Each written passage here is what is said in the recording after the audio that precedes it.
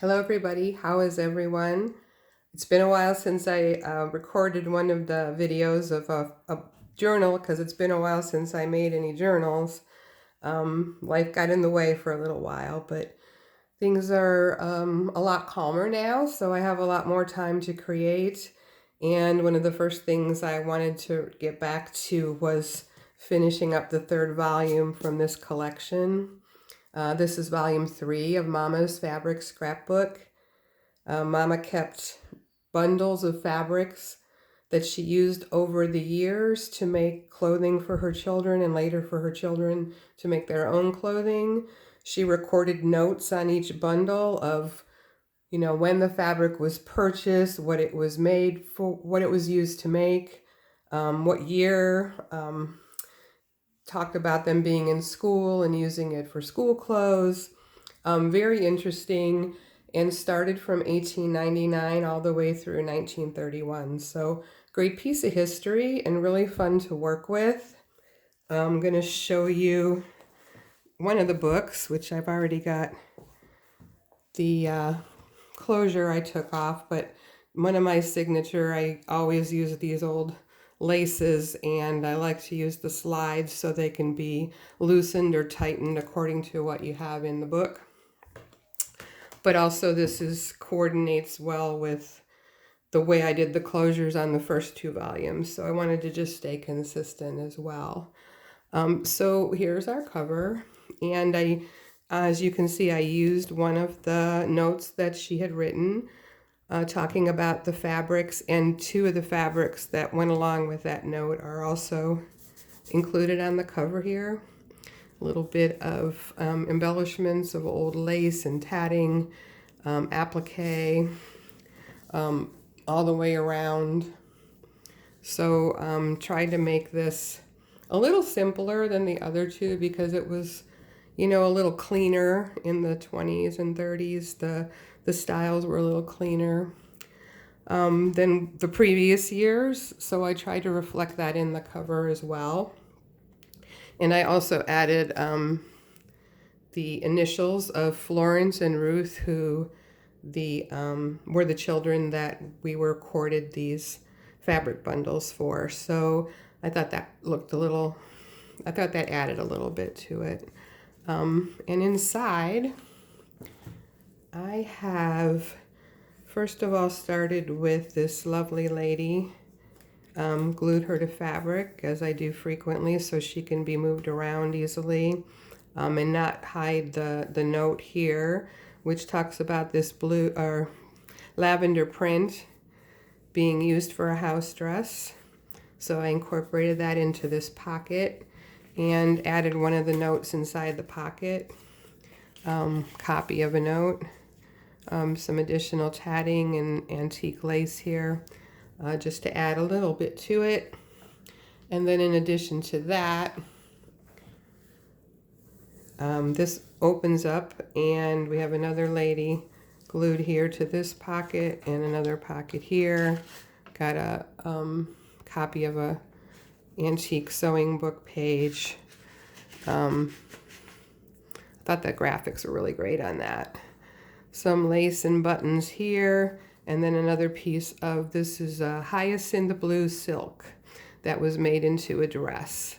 Really pretty periwinkle kind of blue. So I thought that deserved some highlighting all of its own. And this pretty lavender paper, I really enjoyed working with that as well. So that's the flip out of the inside cover.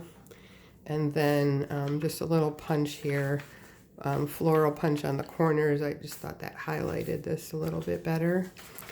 And these great coffee dyed papers that I use from Renee at G&T Designs. This really pretty piece of lace on the pocket.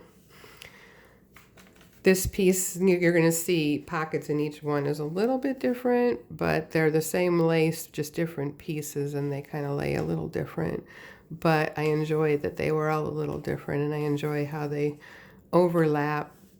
And if you open up the pocket, I've got another little pocket here with a snap like she tucked it in to use later. This is a copy of a actual, and I put one of the old snaps from that actual little card in there. So that opens up, and then there's a picture, copy of a picture I tucked in the pocket. Just added a little paper for embellishment at the top.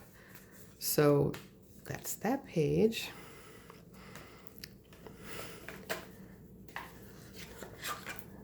Sorry, I forgot to open it. Here's a little piece of fabric that I sewed down. This is Florence started to make a blouse like this one in college, probably the 4th year, it says. And I thought that kind of went well with that photo, so that's why I used that there. So that was that. More of the coffee dyed paper. There's a little bit of avocado dyed paper in here as well. Here's a piece of it. Just a lady and another piece of fabric, which is actually one of the pieces of fabric in one of the bundles that I just added there. It's very silky, really pretty piece of fabric. Avocado dyed paper. Another photograph. In here I just tucked a little piece of lace in. Here's the fabrics that go with this note here, all tucked on the side here. This little, and there's a little pocket here where I tucked this. This is 1926 to 1927, purchased for the 2nd year at Bennington. So it looks like the girls were well educated and lots of schooling, which is really interesting as well. And then this piece of fabric, I just pinned a piece of crochet lace to it, just to highlight it a little bit more, but sheer, really pretty little rosebuds, and tucked the note underneath there, talking about this cotton batiste. So I thought that was just nice way to highlight that really pretty fabric, and I had enough of it to be able to do it that way. And just a little button card and another lady sitting there on the button card. And then here we've got more fabrics.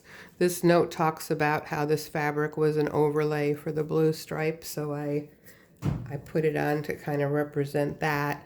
And then there were quite a few fabrics on this list here, so I added them here on the side as a little tab.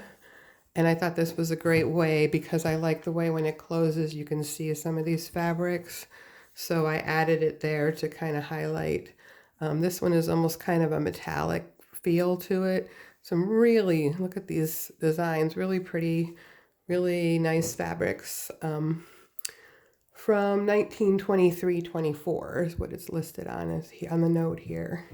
And just another piece from an old sewing book that I put on the back there.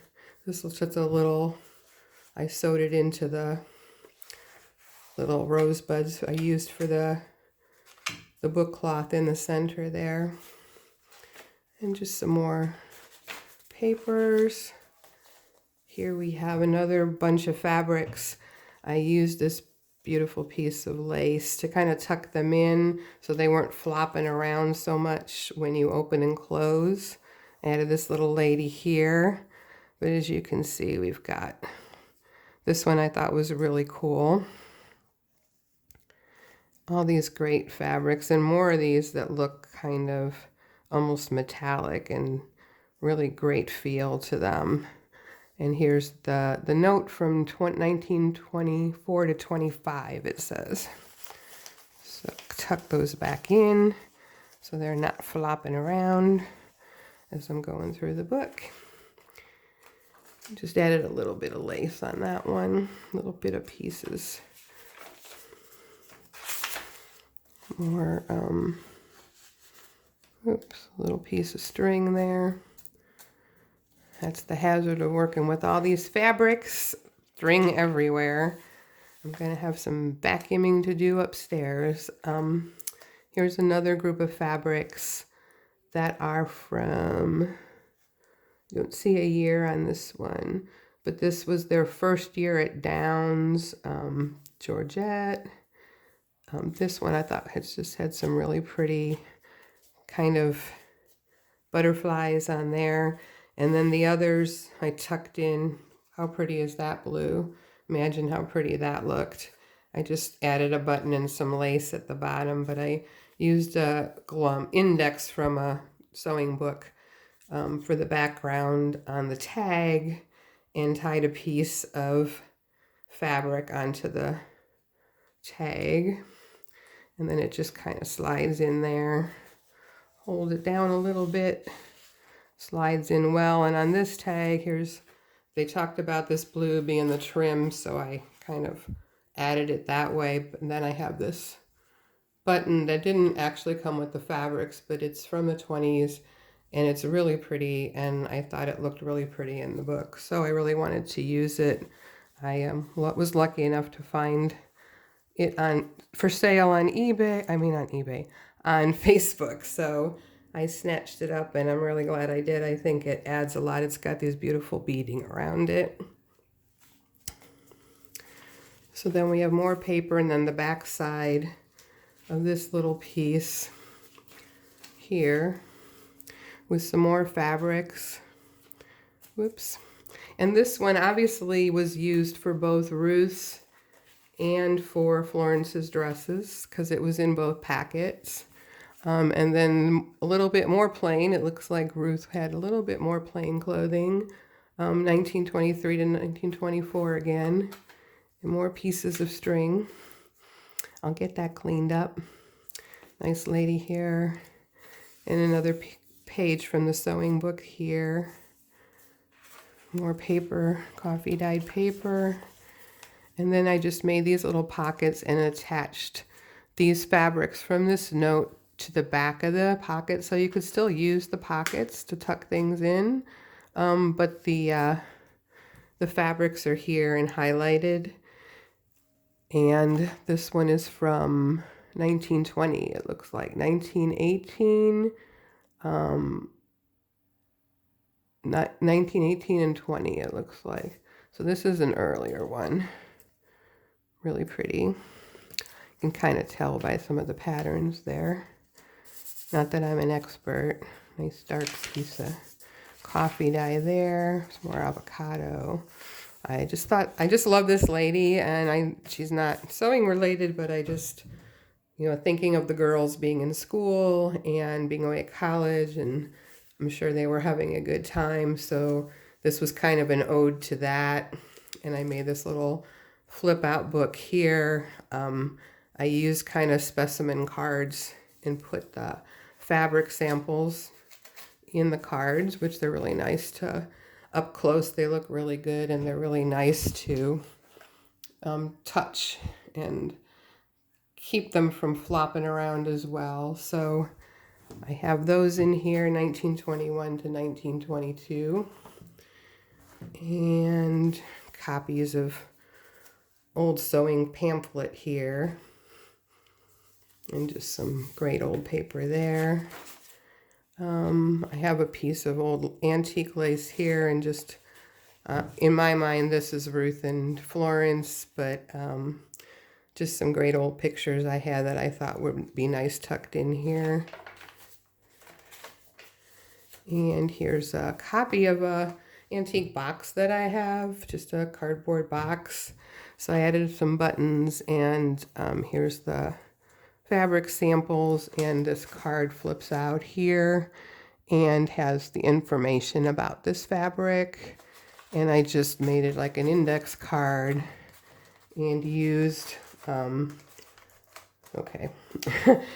used the piece of an very old tape measure as part of the tab there, and just a little bit of an embellishment there.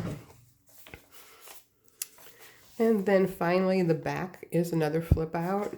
So I used this old shoe clip just to decorate it a little bit.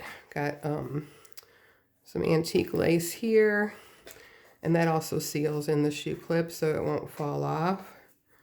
And then this opens up, And we've got another piece of fabric, which actually this one is part of the fabric from the front. So it's part of the information on this note here. I just pinned it to an old piece of crocheted flower here. Used an old hat pin. Have another photograph tucked in here. A little bit of this is just kind of like something she would have pulled out of the newspaper. Maybe she wanted to work on those later, so she kind of tucks it in here. And then here's more fabric samples, even a little lace sample that was kept with the fabric, which must have been used on these dresses. So 1924-25, senior year at college. Really pretty fabrics. Really enjoyed looking at and touching these fabrics. And I loved this graphic from an old sewing pamphlet as well. So that just kind of flips back easily enough. Back of the book. And there you have it. So volume 3, it's kind of bittersweet because it's been a journey working on all 3 of these, and it's been a year since I completed the first volume. So I'm excited to have them done, but I'm also hoping to go back and maybe do a volume of all, like a consolidated volume from beginning to end. I'm not sure what that would look like yet, but I have that in the back of my mind. So once I get some other projects done, maybe do that. Thanks for looking. I hope you enjoyed this as much as I did. Bye.